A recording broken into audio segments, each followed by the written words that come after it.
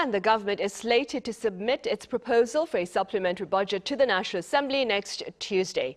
Now, the timeline follows talks between relevant government officials and ruling party lawmakers. Our Eun-jin has the latest.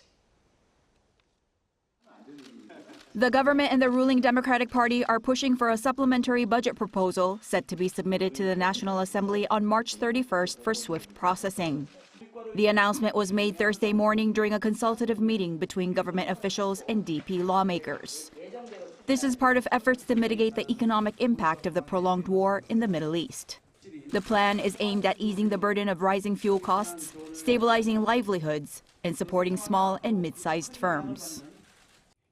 The 2026 supplementary budget proposal was developed to respond to high oil prices resulting from the war in the Middle East, as well as to support the livelihoods of vulnerable groups, such as small business owners and young people, to minimize damage to domestic industries and secure supply chain stability.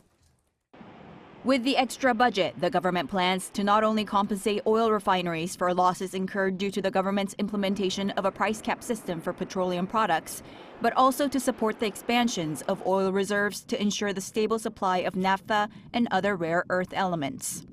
To reduce dependence on fossil fuels in the medium to long term, the party and government will also use the budget to support the distribution of residential renewable energy, such as solar power. Projects to promote public transport use for energy conservation will also be expanded. The extra budget will also expand assistance to support vulnerable groups, which includes low-income earners, small business owners, and young people, along with efforts to eliminate blind spots in welfare services to ensure that daily livelihoods are not affected by the Middle East conflict. Support funds will be discussed further and finalized at a later date. The government highlighted that this supplementary budget uses the excess tax revenue expected this year for the benefit of the people, and that it would not issue additional debt. As President Lee Jae-myung urged for swift parliamentary approval to minimize further economic damage. Eun-jin, Arirang News.